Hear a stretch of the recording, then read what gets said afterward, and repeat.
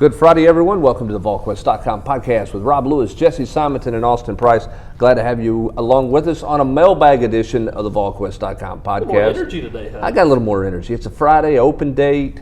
You know, we're going to watch some ball this weekend. We got some good questions in the mailbag. You're excited about tonight's game between the Gibbs Eagles and the Central Bobcats. I'm afraid I'm going to freeze to death, but we'll see what happens tonight. Some high school football in the area. It's a big one for Rob Lewis and the Lewis family as well. So plenty of good high school football going on around the state of Tennessee, but certainly here in the Knoxville area. All right, enough about that. Let's get into it. We got some good questions today, so we're going to ram through as many of these as we can go. All right, Jesse said in the chat, this is from Dagley07. Jesse said in the chat he thinks the Vols finish somewhere between 8 and 15 in the team recruiting rankings. This is a bit more optimistic than many would have expected. I think a lot of fans are thinking more like 15 to 22. So the question is, what's the reason for the optimism that Tennessee is going to finish 8 to 15 in the recruiting cycle and rankings? Well, part of that I think is now, and I haven't done the exact math here on all the different class calculators or whatever, but Tennessee is going to go up. I mean, they're going to add several 4-stars. I'm fairly confident in that. And right now, one of the things weighing them down is they're not to a certain number on the Rivals rankings. So once you get to a 20, the point is that Will Albright is hurting your ranking right now. You know what I mean? Yeah, I mean, yeah, and he is a part of this class, but he's a guy that they're having to take as a you have to have a long snapper, what have you. But when you add Tyler Barron's a 4-star, and I'm not saying all these guys necessarily going to come to Tennessee, but you didn't add up the guys that Tennessee is still heavily in the mix for. The defensive linemen, all three of these guys are high 4-stars. Amari Thomas being the highest ranked of the three of Amari, Tyler, Octavius Oxendine. Tennessee is, I think, in a 50-50 battle. Maybe Alabama's still in the mix there, but with a top 15 player in the country in Darnell Washington. And they're going to continue to swing at Jay Hardy. Yeah, but then there's other guys. I mean, like Lenneth White. You just start kind of adding some guys up. You got some guys like Jalen Hyatt's going to go up in the rankings. I think that's pretty clear by everything that the Rivals people have put out that there's a chance he jumps up in the rankings. And some guys. Jones-Bell is a guy that Tennessee's still in on. I think he's hard to get away from Alabama. I think he'll visit that last weekend. I still think that's going to be a tough pull. But if anybody can do it, it'll be Brian Needle. Well, but those are some of the reasons why Tennessee's going to climb up in the rankings moving forward and have a chance to make a pretty good jump. And they're at 18 right now, so I don't think like what I even said was that ambitious. The only way they get in the top 10, and I put this in the chat, and someone did come back and say, hey, if you see this, the only way I think they actually do crack the top 10 is if they pretty much sweep most of the guys we talked about, plus flip a Chris Morris or something like that. Otherwise, they're likely to finish. I pulled up the rankings right now. They're likely to finish somewhere probably between 12 and 15. I got you. All right, let's go on to Corn from a Jar. What do you guys think is wrong with the running game, and more importantly, what do you think needs to be done to fix the run game? Rob, I'll start with you. I mean, health up front is a big part of it. I mean, they're still moving people around, and I think Tennessee has decent tailbacks, but man, they don't have somebody. In this league, if you're an all-conference player at running back, you're getting ready. Roger Goodell's calling your name in the first round of the NFL draft, and Tennessee just doesn't have anybody like that. I mean, and it's one of the age-old cliches in football because it's true. A good running back can make an offensive line look pretty good. I just don't think Tennessee has guys that are that dynamic. I think that's one part of it, but they're just not being great on the offensive line. I mean, you're starting 2 freshmen. You're moving guys around. Trey Smith hasn't practiced at all. Your best offensive lineman doesn't practice during the week. I mean, there's a lot going on up there. Well, and the other thing too is they didn't call a bunch of runs against Kentucky. They didn't run it. They didn't attempt to run it a whole lot with the running backs. They tried to run it against UAB and averaged 3.1 yards. It was not good. That was, as Coach Pruitt said following UAB, that was the first game this year that they regressed up front. They did not build and improve. Well, they did not play very well. And really, except for there was that time. There was against BYU, and then sometimes against Alabama. They really haven't had it where both the offensive line and the running backs have been in concert. Sometimes the running backs have been ready to have looked like they're right there or whatever, but there's no hole to run. The other times the offensive line has opened up a hole, and as Pruitt kind of lamented on Wednesday, the running backs haven't hit it, or the running backs haven't made a guy miss. I thought they were really good at Mississippi State, and then I don't think they've gotten back there. necessarily. Yeah, I would agree with that. Their best two games are probably Mississippi State. Probably is in the category for there. But in my opinion, the way the O-line block and the running backs performed, I would say BYU and Alabama. Yeah, from a sustained standpoint, the Mississippi State game is about how they finished and the fact that they came off the goal line, and went 40, 50 yards just running the football, which says you're doing a good job running the football. I think it's interesting when you look at this season. They may play the whole game and not play with their 5 most physical guys because they never could get there because of health concerns. There's some talk. There was some thought that Wanye Jameer on the left side, Brandon Kennedy, Trey Smith, and Darnell Wright might be your most physical 5, and they've just never been able to get to that. It's hard to move Trey. I get that. In the middle of the season, you got some continuity going on there. But in terms of your 5 best physical guys, I don't know that they're going to line up and play with those 5 all season long, but because of various ailments and injuries. They may have also changed their mind on if those 5 are actually the most physical, which is why Jerome has played a lot. I mean, Calvert played every single snap at right tackle. I mean, I know Darnell was hurt, but they rotated pretty much everyone else up front except for him and Brandon Kennedy. So. Yep, that's true. All right, let's go to Big O, who has a question here. It says, do you think that Jeremy Pruitt's building the program the right way? Do you think that he has what it takes to get us back to where we're competing for the SEC East titles as soon as 2021? Why do you, and he said, expound on why you believe or do not believe that Jeremy Pruitt's got this thing, that he's building it the right way and that he can get Tennessee back to the East. I'll start with you, Austin. I think he's building it in the best way you can build it, which is at the line of scrimmage. Doing it up front, in recruiting, you look at the last couple of classes, Wanye, Darnell, Tennessee's on a ton of defensive linemen in this 2020 class. I think that's where you win. You win with quarterback, and then you win with really good line play, and then I think more than anything just developing. I mean, these kids, have just bought in, and the play he's getting. And it's not just him; it's the whole staff. The way they're getting really solid play out of some of these guys up front on the defensive line continues to impress me, and it just looks like a group that he's I won't say changed the culture. I think that's kind of everybody loves to say that, but he's made it where everybody is really kind of having fun. You go back to Rick's basketball team a year ago; they just seemed like they were having fun together.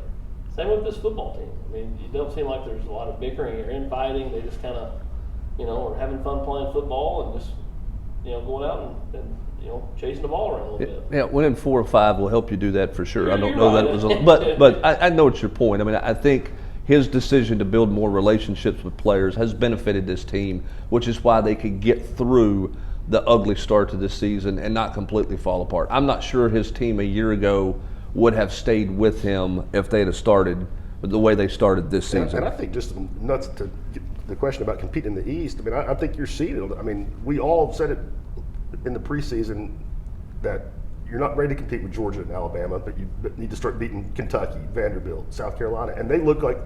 And if they win the next 2, they've done that, and they clearly look like they're headed in a different direction than South Carolina. Saturday night at Kentucky. We all saw what happened, and Vanderbilt is Vanderbilt again. Well, yeah, and I will say this too. To get it back to compete, they got to get better quarterback play. They're building on the offensive and defensive lines. You're exactly right.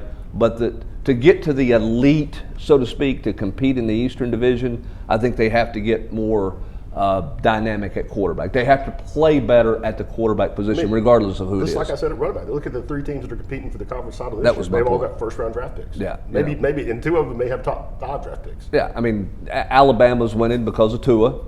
LSU's winning because of Joe Burrow. We know what Jake Fromm does for Georgia. They have parts around them. I get all of that, but the trigger guy is important and makes it go. So I think that's the big question mark for how quick they continue to ascend forward. I also think Pruitt is just in terms of a very macro look at this. I do think a lot of times Pruitt doesn't say a whole lot of things that are particularly interesting publicly, but clearly I do think some of the things that he has motivated his team with has clearly resonated. And I thought this week, there's not a lot of interesting stuff that even comes out from the players publicly, but kind of the comments that several guys made about being where your feet are. And that's kind of a simple statement, but I think that has really actually taken it's really grasped this team where that's why they didn't lose hope even though they started 0-2. They haven't got caught up looking forward to a single game. And so, you know where their feet are? They're 5-5 right now, and they're trying to get healthy on the bye week, and they're focused on Missouri. They're not focused on, all right, let's get to Florida for a Florida bowl game, or let's get revenge on Vandy or whatever. They've lived in the present, and that's allowed them to kind of basically take that punch. And it was nearly a knockout blow when you start 0-2, but it's allowed them to kind of regain their footing and then slowly march and get better as a football team. Yeah, I think that's a great point. The other thing I would say too is I think your belief in Pruitt is a little more not just because of the record, but because how you've seen him grow from year 1 to year 2 as a coach in terms of managing his team, not beating them up, understanding you got to adjust practice schedule. He's been more open to some change to coach this team. Now, he'll coach next year's team differently than he coaches this year's team, but he has adapted to what this year's team can do better than I think he adapted to that team, particularly down the stretch last year. Let's go to Rex here, and we're going to jump into the basketball world for a couple of questions. Rob, Eves Pines, where did this offense come from? Can he maintain it when the competition gets tougher, or is this just a couple of good games for him? I think it's more than a couple of good games. I'm not saying he's going to score 19 points a game in SEC play, but yeah, I think would be a big help if he did. It's come from a ton of hard work, and I think he was embarrassed by how he played last year when Rick gave him the chance. I think he felt tentative, and also I think playing on the international scene this summer, even though he didn't put up big numbers, but I think playing against that competition as a starter for the French team that came in third in the FIBA World Championships in the under-20 division, I think that boosted his confidence. And as Rick will tell you, anytime you ask him about it, he's one of the hardest workers on the team. It comes from getting up a ton of shots. All the time, every day. And yeah, I don't think he's going to average. What's he averaging now? 17 points a game. I don't think that's going to probably be the case. But he looks to me like he can be a double-digit scorer. I tell you, it was interesting. Wednesday night on Vol Calls, Rick Barnes said, I asked him about Pons. I said, what do you make of kind of all this? He said, the biggest thing that I've seen out of Eves Pons is he's communicating. He went to Lamonte Turner and said, hey, if you'll throw it up, I'll go get it on the pick and roll. I'm open. I'm ready. Get me the ball. And that's something he clearly has not been comfortable with at this point, up until this point in his career. It tells you kind of the confidence he has and the growth he's got going on right now. All right, stay in basketball. This is, we'll just call him Steven Jackson. I don't know what, Valanzio. What is that, Austin? Valanzio, say it with confidence. Steven Valanzio Jackson wants to know, Rob, any idea what are the planned roles for Pember and Gaines this year?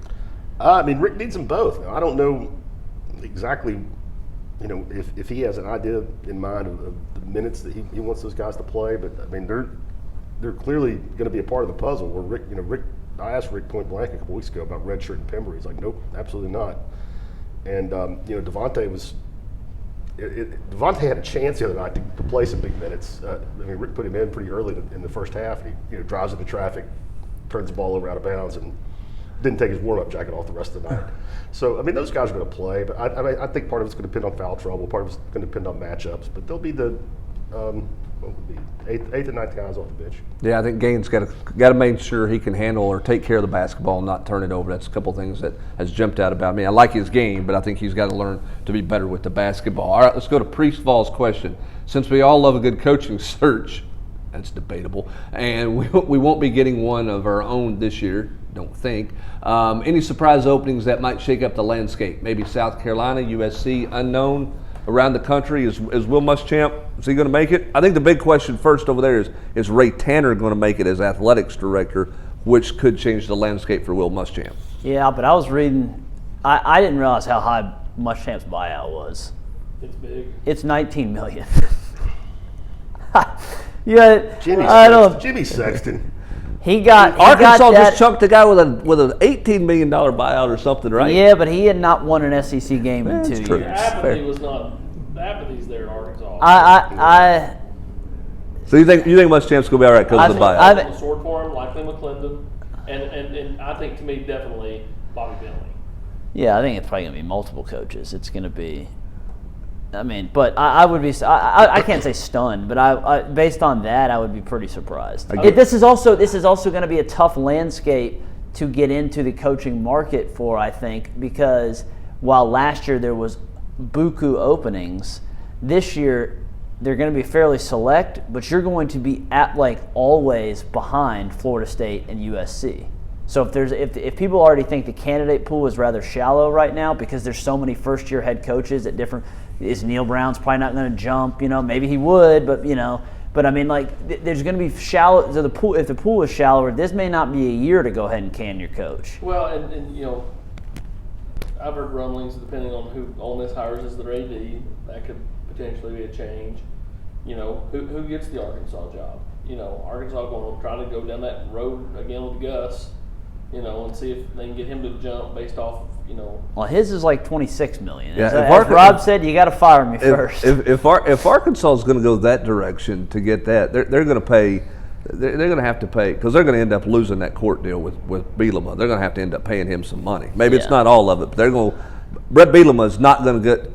They're not going to turn the faucet off on his bank account. There's some cash coming there somewhere. Last I checked, Tubbs, this world eats a lot of chicken. So Well, I got it. They've got Tyson money. They've got, but are they going to put $40 million into buyouts for 3 coaches essentially? Because you got to buy Gus out of his deal. You're going to have to. It'll be hard. They're praying. They're honestly praying that Florida State finds their guy, whether they've land the splash with Stoops or whatever the heck. But they hope that they find their guy and it's not Norvell, and then they can just say, "All right, Mike, we screwed up last time. It should have been you and not Chad Morris. Come back to Arkansas. You played at Central. You have ties here. You can still go recruit Memphis. You don't. It's not a sea change in terms of schematics. Right. Be better." All right. So, follow-up question from Priestfall is: does Lane get a Power 5 job this year? I'm going to say no. he wants one. Yeah, but he's not taking Arkansas. He wouldn't take that job, I don't believe. Wow, you don't think so? I don't think so because I think he views it as a non-winnable. I don't think he views it as a winning situation. I mean, I would agree with that, but golly. Now he would crawl to Florida State. He would crawl to Florida On State. glass and hot and cold. Yeah. Let it crawl. But I don't know if Florida State will go down that. That may be where they land. They may be landing in that area down there. I don't think they're going to promote Higgins to be the head coach, even though there's this social media push from current players to try to get that done. I'm just not sure where Florida State's going to land. I don't think they're hiring Dion either. No, and I don't know where they are. Where they are financially. All right, R. Berger, looking ahead to Missouri Vanderbilt this season versus 2018. How does Tennessee compare along the line of scrimmage against both those teams because they were dominated a year ago? How's this matchup for Tennessee better this year? I think Tennessee's clearly a year further along. They've got more of an offensive identity. I think they're better in the line of scrimmage, and I don't think Missouri or Vanderbilt is as good in the line of scrimmage as they were a year ago. Vanderbilt especially on defense. I mean, they're atrocious up front, just atrocious. Although Kentucky, I have nothing to. I mean, I actually think Missouri is decent. And again, well, they're so Jekyll and Hyde home and away. We'll have a little bit better understanding about their kind of fight to finish this season after Saturday. But yeah, I mean, I would not be surprised if Tennessee, especially because the way they've played against Vandy, if they're motivated to even try to hang a 50 burger on them. Yeah, I think. I mean, Mullen did it because he doesn't like Derek Mason and Right. their beef, and he was even calling timeouts in the last 30 seconds of the game. I don't think Tennessee's going to do that, but I think as bad as that defense is, Tennessee is going to be highly motivated to seek some revenge here in 2 weeks. Well, and again, you go back to Juwan's rant on Instagram. It was part because he wouldn't get to play against Vanderbilt. He hates Vanderbilt, so it's his last time in the stadium. He's going to be motivated. I think especially if they can find a way to win in Missouri, they're going to just ride this thing off into fireworks and the sunset and the whole shebang. But I do think Tennessee's in a better place than both those teams. In the line of scrimmage, physically, and obviously mentally overall, I think they're in a better place. But I mean, Missouri loses this weekend. It's a 4-game losing streak. Right. Smoky Go Vols, with the recent announcements by Georgia, Florida, and Alabama, among others, scheduling home-and-home series with Power 5 schools. Tennessee looking at any future opponents. Yes, they've got Oklahoma and Nebraska on the horizon.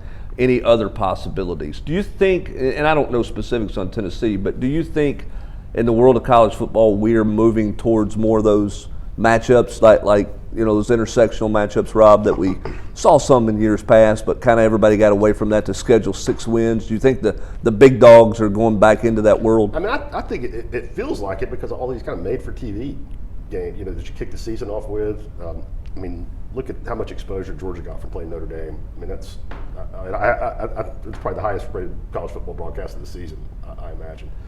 So, I mean, I think exposure-wise, it makes all kinds of sense. Well, it's also it's a security for the upper echelon teams to schedule higher, especially SEC, when you have 8 conference games, and then you say, all right, every year we're going to play a top Power 5 team because we have playoff aspirations. Whereas if they played 9, no one's going to do that.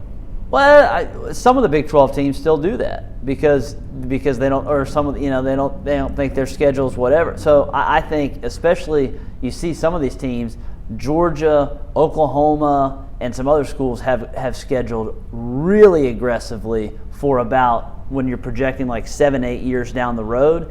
And there's thoughts from Andy. This is not an original thought from me, but Andy Staples and some other national guys have posited that it's smart looking forward, because if you think the playoff's going to expand, you're only helping your strength of schedule. And also, we've seen. I mean, it's not a guarantee every year, but especially if you're playing one of those early games, a loss doesn't kill you. Exactly. It does. And if you expand, the loss is definitely not going to kill you. Exactly. If you expand in the playoffs. All right, But let's go. it can only help you with your strength of schedule. All right, to Charlie Work we go. Rob, the chances James Wiseman plays against Tennessee on December the 14th. Man, I mean, NCAA, who knows? I mean, I thought Uros Plavsic would be playing for Tennessee. So, I mean, I don't know. Not even pretend to guess. I mean, it sounds like the fact that he withdrew this lawsuit and Memphis is now sitting him. It sounds to me like there's been some communication and a compromise maybe in the works. I mean, Like a suspension for a period till the first of the year or a month or whatever. But I tell you what, man, if I'm Rick Barnes this week and to get off the Wiseman topic, and I'm getting ready to play Washington with Quade Green, who played 16 games at Kentucky last year and is immediately eligible at Washington, while Plavsic is kept at home after he didn't play at all at Arizona State last year as a red shirt. I'm boiling. Yeah, and I think that goes to the questions that everybody has about the NCAA. Where's the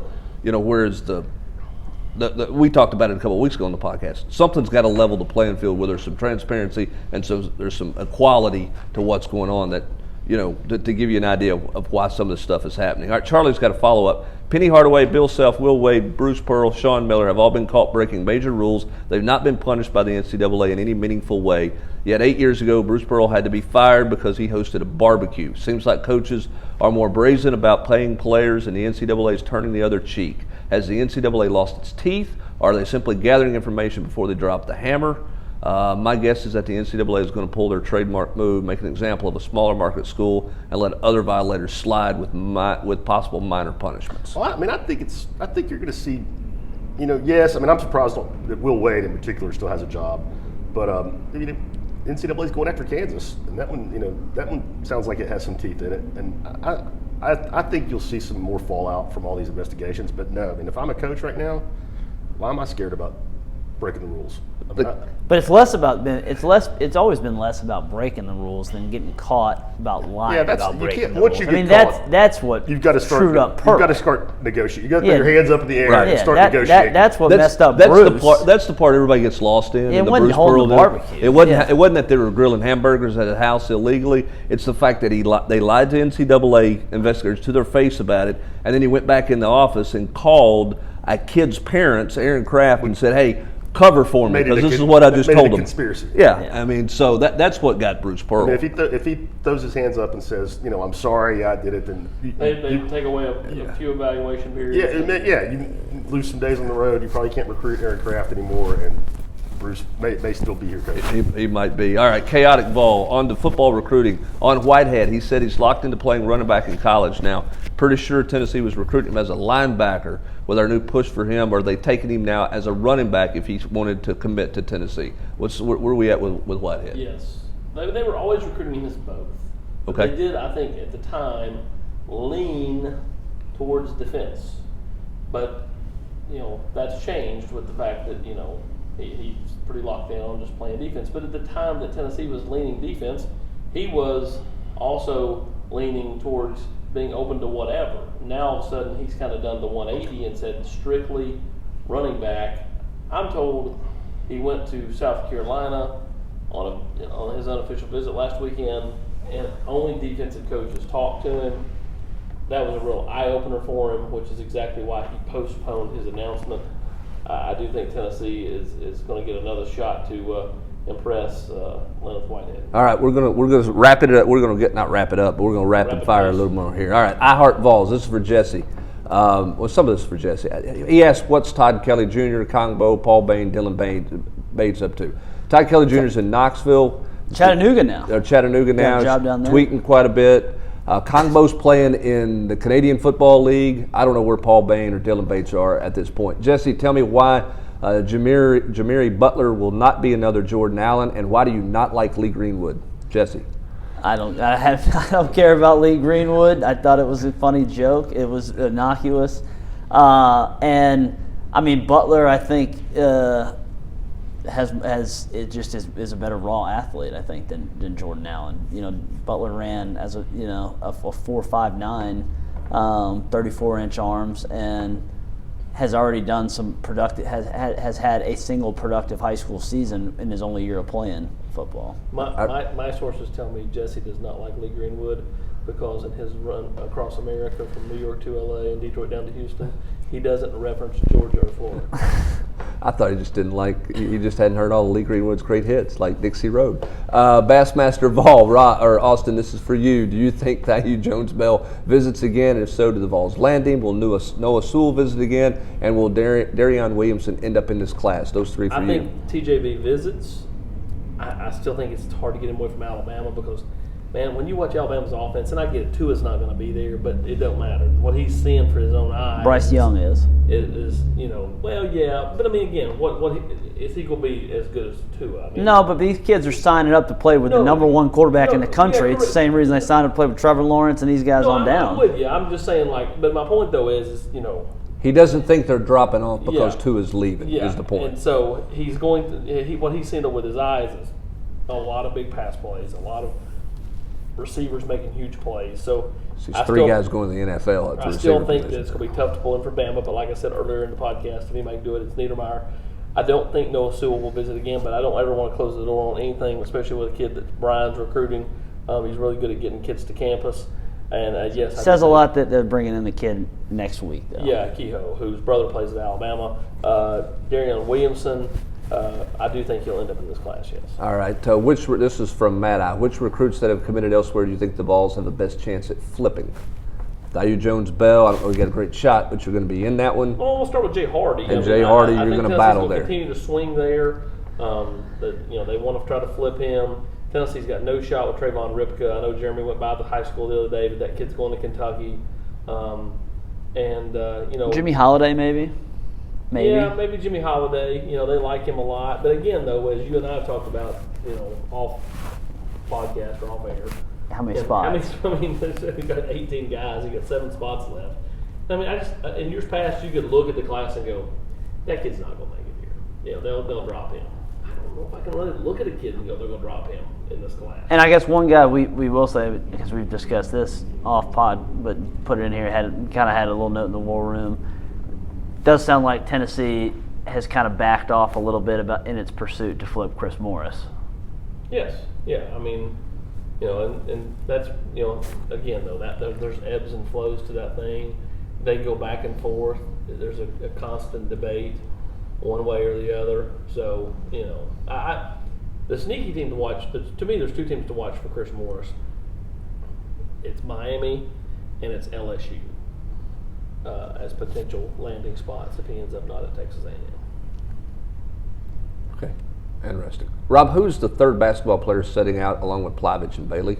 Nobody. Nobody? Just a walk-on guy? Yeah. Okay, there you go, Thrashers. There's your answer to that one. Just a walk-on guy. I'm going to bounce around here a little bit because time's getting away from us. Miraval wants to know which position group has progressed or developed the least in your opinion this year, and which do you give credit more for the culture shift within the program right now? Some of the bad apples leaving that are no longer on the team, or leaders buying in, such as Batuli, Warrior, Jennings, those type of guys? I think it's less about the bad apples, and I think it's the cream has kind of risen to the top in terms of those veterans have really set a great example for the rest of the team. All right, from a position group development, I don't know that. I think the tight ends are better. Pope's playing better than he played a year ago. Maybe they're not getting as much out of Wood Anderson as some people had thought. Running backs are probably similar to what they were a year ago. There's probably not a whole lot of difference. Punter. Punter. They're not regressed at punter. They regressed at punter. This is an interesting one from Voluptuous Booms. I think it's fair to say that Henry T has had the largest impact this year out of the 2019 class of freshmen. Which of the current commitments has the best chance to make that type of impact in 2020? I don't know if you can answer the second question. Do you agree with him that Henry T's had the largest impact of the 2019 class compared to, say, Wanye Morris, who's doing what he's doing at left tackle as a freshman?